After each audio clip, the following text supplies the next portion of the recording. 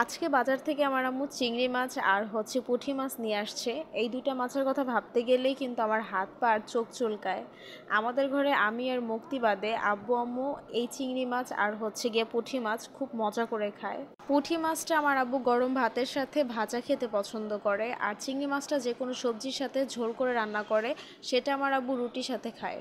যাই হোক, মাছ কাটা শেষ করে আমি এখন বসেছি মুগ ডাল চূড়া করতে। এটা কিন্তু আমি পাটার সাহায্যে আধা ভাঙা ভেঙে নিব, জোরদার করে বাটবো না, তাহলে কিন্তু ডালগুলো বেশি ভেঙে যাবে।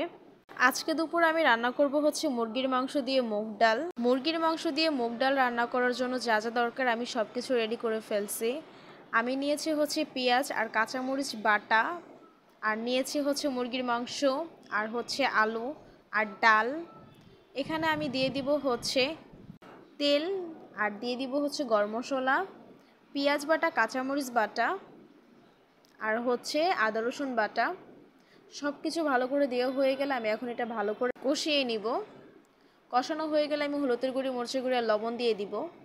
মুগ ডাল দিয়ে মুরগির মাংস রান্নার একটা ভিডিও কিন্তু আমি আগেও ছেড়েছি। তার কারণ আমাদের বাসায় কিন্তু মুগ ডাল দিয়ে মুরগির মাংস রান্নাটা বেশি হয়।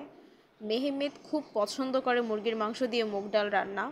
সেই দিন যে আমি একটা মুগ ডাল আর মুরগির মাংসের ভিডিও ছেড়েছিলাম, ওই ভিডিওতে বেশি একটা ভালো করে দেখাতে পারিনি বলে আজকে আমি ভালো করে ভিডিওটা আপনাদের সাথে শেয়ার করলাম।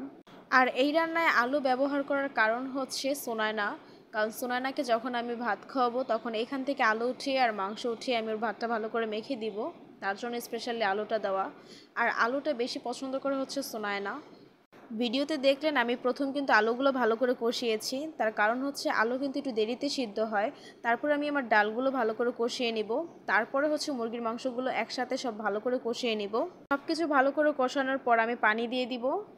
হয়ে গেলে আমি নামিয়ে ফেলবো। তরকারি নামানোর 2 মিনিট আগে আমি জিরা আর গরম মশলার গুঁড়োটা দিয়ে দিব ভালো স্মেলের জন্য। এখন ফাইনালি আমার রান্না বাড়া শেষ। এখন আমি বেড়ে নিব মেহমেদকে দেওয়ার জন্য, কারণ আমি যখন রান্না করতেছিলাম মেহমেদ খালি বারবার জিজ্ঞাসা করতেছিল আপু কখন হবে, কখন ভাত খাবো। যাই হোক, রান্না শেষ করে আগে মেহমেদকে দিয়ে নিলাম। যে যেখান থেকে আমার ভিডিও দেখতেছেন সবাই অনেক ভালো থাকবেন, সুস্থ থাকবেন, সুন্দর থাকবেন। আজ এই পর্যন্ত, সবাইকে আল্লাহ হাফিজ।